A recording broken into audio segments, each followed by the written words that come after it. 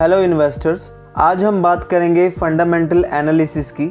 हमने देखा है कि बहुत सारे यंग इन्वेस्टर्स जिन्होंने कुछ ही टाइम पहले स्टॉक मार्केट में इन्वेस्ट करना शुरू किया है, वो इस शब्द से काफ़ी डरते हैं। उन्हें लगता है कि फंडामेंटल एनालिसिस करना बहुत ही मुश्किल है। उन्हें इसे करने के लिए कॉमर्स या फिर फाइनेंशियल बैकग्राउंड का होना ज़रूरी है, पर ऐसा बिल्कुल नहीं है दोस्तों। हम आपको सिखाएंगे स्टेप बाय स्टेप किसी भी कंपनी की फंडामेंटल एनालिसिस करना अपनी इस वीडियो सीरीज़ में, जिससे कि आप खुद से कंपनीज़ को एनालाइज करके अपने इन्वेस्टमेंट डिसीजंस खुद ले सकते हैं और आपको किसी और पर निर्भर नहीं रहना पड़ेगा। अगर आप इस फंडामेंटल एनालिसिस के कोर्स को फ्री में करना चाहते हैं तो हमारे चैनल को सब्सक्राइब कीजिए। हम आपके लिए लाएंगे हर रोज़ एक वीडियो जिसमें हम आपको बहुत डिटेल में कंपनी से जुड़ी हर एक छोटी और बड़ी चीज़ को देखना और एनालाइज करना बताएंगे। और इस वीडियो सीरीज़ को पूरा करने के बाद आप किसी भी कंपनी का फंडामेंटल एनालिसिस कर सकेंगे। तो चलिए शुरू करते हैं इस वीडियो सीरीज़ के पहले लेक्चर के साथ। इसमें हम आपको एक ओवरव्यू देंगे जिससे कि आपको ये पता लग जाएगा कि इसमें हम क्या क्या टॉपिक्स कवर करने वाले हैं, और सभी का एक ब्रीफ इंट्रोडक्शन भी हम आपको देंगे। सबसे पहले जान लेते हैं कि फंडामेंटल एनालिसिस आखिर होता क्या है। फंडामेंटल एनालिसिस का मतलब होता है किसी बिजनेस को समझना और उसे परखना। इस मेथड में आप कंपनी के बिजनेस को एनालाइज करते हैं, जैसे कि उनकी पास्ट परफॉर्मेंस कैसी थी, फ्यूचर में कंपनी के आगे बढ़ने के लिए क्या प्लान्स हैं, कंपनी की बिजनेस स्ट्रेटजी क्या है, जिस इंडस्ट्री से वो कंपनी बिलोंग करती है वहाँ उसके कॉम्पिटिटर्स कौन कौन हैं, वो कंपनी बाकी कंपनी से कैसे बेहतर है, और सबसे ज़रूरी चीज़ उस कंपनी की मैनेजमेंट कैसी है। और इन सभी चीज़ों और कुछ फाइनेंशियल स्टेटमेंट्स को देखने के बाद हमें कंपनी के स्टॉक की इंट्रिंसिक वैल्यू माने उसकी असल कीमत के बारे में पता चलता है, जिससे कि हम ये पता लगा सकते हैं कि हमें उस कंपनी के स्टॉक को किस प्राइस पर बाय करना है। वॉरेन बफे, जो कि इस दुनिया के मोस्ट सक्सेसफुल इन्वेस्टर्स में से एक हैं, उन्होंने बोला है प्राइस इज़ व्हाट यू पे and value is what you get. तो फंडामेंटल एनालिसिस में हमें कंपनी की वैल्यू और उसके स्टॉक प्राइस दोनों के बारे में पता लगाते हैं और अच्छे इन्वेस्टमेंट डिसीजंस ले पाते हैं। फंडामेंटल एनालिसिस को दो पार्ट में डिवाइड किया गया है। फर्स्ट क्वालिटेटिव एनालिसिस और second quantitative analysis. Qualitative analysis में हम कंपनी की management, business strategy, competitive advantages जैसी सारी चीज़ों को कवर करेंगे। ये कुछ ऐसी चीज़ें हैं जिसे हम नाप नहीं सकते। क्वांटिटेटिव एनालिसिस में हम फाइनेंशियल स्टेटमेंट्स जैसे कि balance sheet, cash flow statement, profit and loss statement, और फाइनेंशियल रेशोज़ जैसे कि price to earnings ratio, price to book ratio, dividend pay out ratio, ऐसी बहुत सी चीज़ों के बारे में एनालिसिस करेंगे। तो अगर आपको कंपनी के हर पहलू को एनालाइज करना है तो आपको दोनों क्वालिटेटिव और क्वांटिटेटिव एनालिसिस करनी होगी। ज़्यादातर इन्वेस्टर सिर्फ एक कंपनी की फाइनेंशियल स्टेटमेंट्स और फाइनेंशियल रेशोज़ को एनालाइज करते हैं और क्वालिटेटिव पर ज़्यादा ध्यान नहीं देते हैं। जबकि अगर आपको बाकी इन्वेस्टर से अच्छा रिटर्न कमाना है और अपनी इन्वेस्टिंग में एक एक्स्ट्रा एज लाना है तो आपको क्वालिटेटिव एनालिसिस करना बहुत ज़रूरी है। तो हम इस कोर्स में आपको दोनों एनालिसिस से जुड़ी हर एक चीज़ के बारे में डिटेल में बताएंगे ताकि आप एक सफल और एक इंडिपेंडेंट इन्वेस्टर बन पाएँ। कंपनीज का क्वालिटेटिव एनालिसिस करना खासकर इंडिया में इसलिए भी ज़रूरी हो गया है क्योंकि इंडियन स्टॉक मार्केट में बहुत बार कुछ ऐसी फ्रॉड कंपनी सामने आई हैं जिससे इन्वेस्टर्स को भारी नुकसान झेलना पड़ा है। तो एक कंपनी की फाइनेंशियल स्टेटमेंट्स और रेशोज़ एनालाइज करने से पहले आप कंपनी की क्वालिटेटिव एनालिसिस करें, ताकि अगर वही एनालिसिस करते हुए आपको कंपनी की मैनेजमेंट और बिजनेस स्ट्रेटजीज़ में कोई बड़ी प्रॉब्लम नज़र आती है तो आप वहीं उसकी एनालिसिस को छोड़ सकते हैं। इससे आपका टाइम और पैसा दोनों बच सकता है। बहुत बार ऐसा भी देखा जाता है कि एक कंपनी के फाइनेंशियल स्टेटमेंट्स बहुत ही सॉलिड होते हैं पर कंपनी का मैनेजमेंट ईमानदार नहीं होता है और उनका फोकस कंपनी को ग्रो कराने में नहीं बल्कि अपनी जेबें भरने में रहता है। पहले ऐसा कहा जाता था कि अगर कंपनीज़ के फाइनेंशियल स्टेटमेंट्स, उनके फ्यूचर ग्रोथ प्लान्स अच्छे हैं और वो कंपनी हमें एक अच्छे प्राइस पर मिल रही है तो इन्वेस्टर्स को उस कंपनी में पैसा लगा देना चाहिए।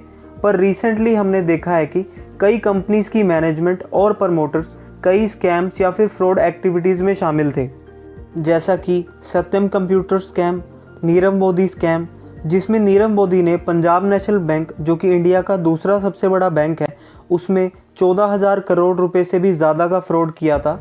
गीतांजलि जेम्स फ्रॉड, लीन इलेक्ट्रिकल्स और अभी रिसेंटली हमने येस बैंक के प्रमोटर राणा कपूर के बारे में भी सुना। तो ऐसी सिचुएशन में कंपनी का मैनेजमेंट एनालिसिस करना और भी ज़रूरी हो गया है, क्योंकि सेबी जो कि securities and exchange board of India जो कि इंडियन स्टॉक मार्केट को रेगुलेट करती है, और हमारी गवर्नमेंट के रूल्स ऐसे फ्रॉडस्टर्स को लेके बिल्कुल भी स्ट्रिक्ट नहीं है। तो ऐसे में डिसऑनेस्ट प्रमोटर्स या फिर मैनेजमेंट को ऐसे फ्रॉड्स करने का बढ़ावा मिलता है। तो आगे की इस वीडियो सीरीज़ में हम ऐसे ही कुछ कंपनीज़ की केस स्टडी करेंगे और हम आपको बताएंगे कुछ ऐसे टूल्स और स्ट्रेटजीज़ के बारे में जिससे कि आप एक कंपनी को बहुत अच्छे से मैनेजमेंट एनालिसिस कर पाएंगे और ऐसी फ्रॉड कंपनीज़ में पैसा लगाने से बच पाएंगे। तो चलिए अब बात करते हैं क्वांटिटेटिव एनालिसिस की, जिसमें हम कवर करेंगे कंपनी से जुड़ी कुछ इंपॉर्टेंट फाइनेंशियल स्टेटमेंट्स को और उनकी रेशियोज़ के बारे में। हमें कंपनी से जुड़ी फाइनेंशियल स्टेटमेंट्स कहाँ से देखनी है और उनमें हमें किन किन चीज़ों पर ज़्यादा ध्यान देना है, और इस पूरे डाटा को एनालाइज करके कैसे हमें कंपनी के शेयर की इंट्रिंसिक वैल्यू यानी उसका असल प्राइस निकालना है, जिससे कि हम स्मार्टली और सही टाइम पर कंपनी में इन्वेस्ट करने का या फिर ना करने का डिसीजन ले पाएँ। फाइनेंशियल रेशोज़ को एनालाइज करना बहुत ही ज़रूरी है, क्योंकि इससे हमें कंपनी के बारे में बहुत सी चीज़ों का पता लगता है। इस वीडियो सीरीज़ में हम कंपनी की बैलेंस शीट, इनकम स्टेटमेंट जिसे हम प्रॉफिट एंड लॉस स्टेटमेंट भी कहते हैं, कैश फ्लो स्टेटमेंट जिसके आगे भी 3 पार्ट हैं, cash flow operation, cash from investing and cash from financing, इनके बारे में डिटेल में समझेंगे।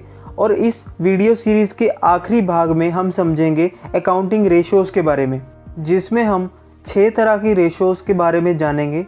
सबसे पहली EPS जिसे हम अर्निंग पर शेयर बोलते हैं, दूसरी PE रेशो जिसे हम प्राइस टू अर्निंग रेशो बोलते हैं, तीसरी PEG रेशो जिसे हम price to earning to growth ratio बोलते हैं, फोर्थ जिसे हम PG रेशो बोलते हैं, price to book ratio, fifth dividend pay out ratio, और एंड में समझेंगे ROE मतलब return on equity.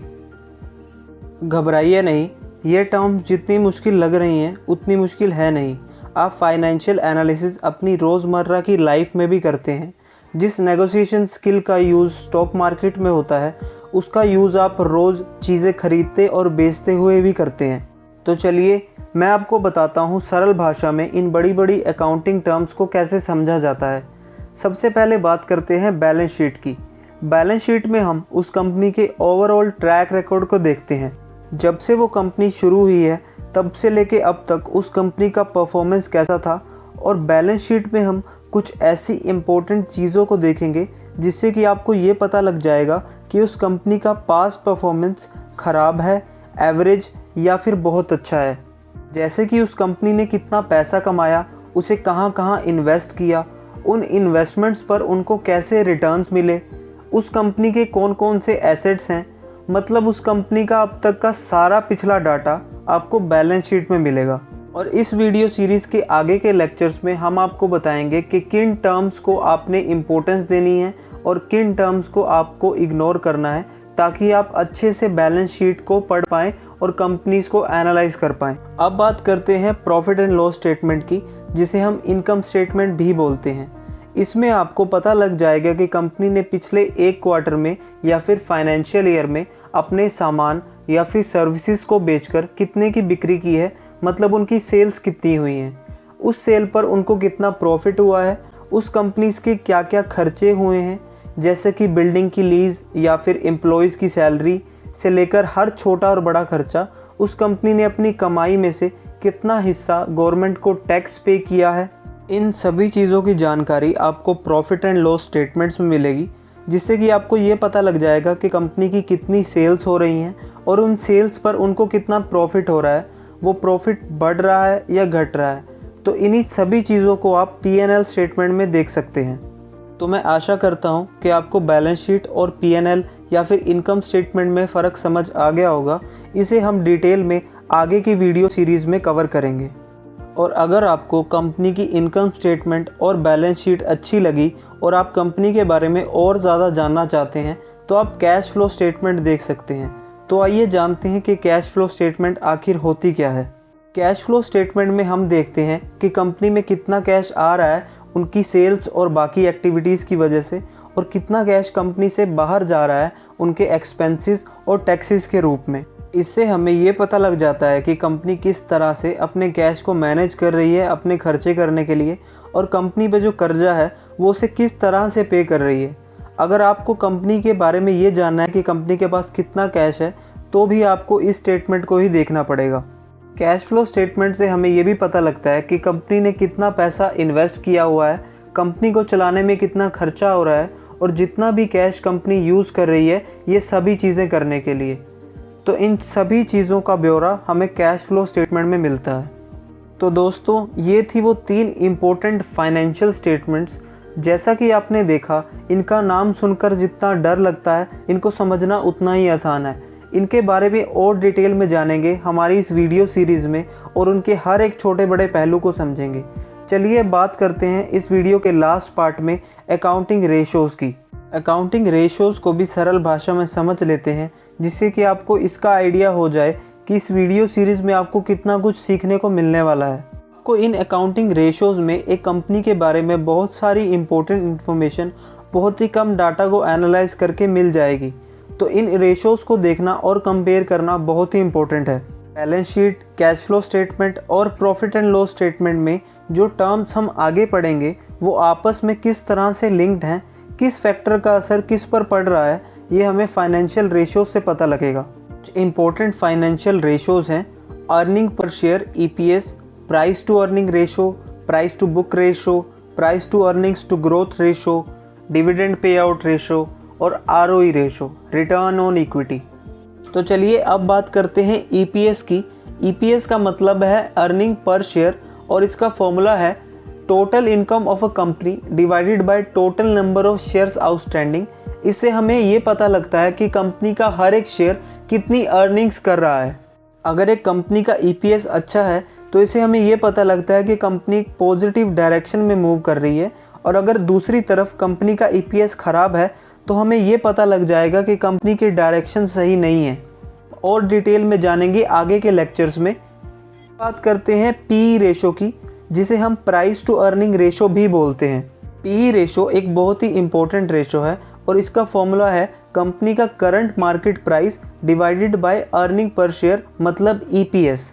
PE ratio से हमें ये पता लग जाता है कि कंपनी अपने बिजनेसेस पर कितना प्रीमियम चार्ज कर रही है। फॉर एग्जांपल, अगर एक कंपनी का PE रेशो 20 है तो इसका मतलब ये है कि उस कंपनी के हर 1 रुपये की अर्निंग पर हम उस कंपनी को 20 रुपये का प्रीमियम दे रहे हैं, उस कंपनी के फ्यूचर और पास्ट परफॉर्मेंस को देखते हुए। PE रेशो अपने आप में कम या ज़्यादा नहीं होती, इसका इम्पोर्टेंस हमें बाकी कंपनीज की PE रेशो के साथ कंपैरिजन करने पर मिलता है।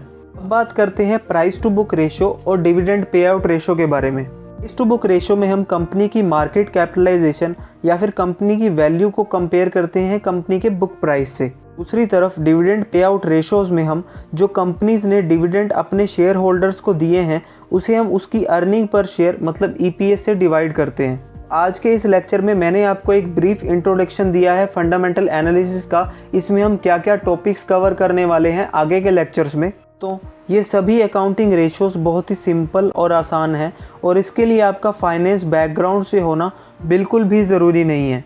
इस वीडियो में हमने जो भी चीज़ें डिस्कस की उसे हम स्टेप बाय स्टेप पूरी डिटेल में और बहुत ही आसान तरीके से एग्जाम्पल्स और केस स्टडीज़ के साथ समझेंगे, जिससे कि आप एक कंपनी की खुद से फंडामेंटल एनालिसिस कर पाएँ और एक इंडिपेंडेंट और एक सफल इन्वेस्टर बन पाएँ। हमारा इस वीडियो सीरीज़ को शुरू करने का एक ही कारण है कि हम इंडिया में फाइनेंशियल एजुकेशन को बढ़ा सकें और आप अपनी फैमिली के साथ एक अच्छी, हेल्दी और वेल्दी लाइफस्टाइल जी सकें। आशा करता हूं कि आपको हमारा ये फंडामेंटल एनालिसिस वीडियो सीरीज़ का पहला लेक्चर पसंद आया होगा। हमारा कोर्स फ्री में देखना चाहते हैं तो आप हमारे चैनल को सब्सक्राइब कर सकते हैं। मैं आपसे कल मिलूंगा फंडामेंटल एनालिसिस के दूसरे लेक्चर में, जिसमें हम क्वालिटेटिव एनालिसिस के बारे में डिटेल से समझेंगे। आज के लेक्चर में बस इतना ही दोस्तों। Happy investing friends.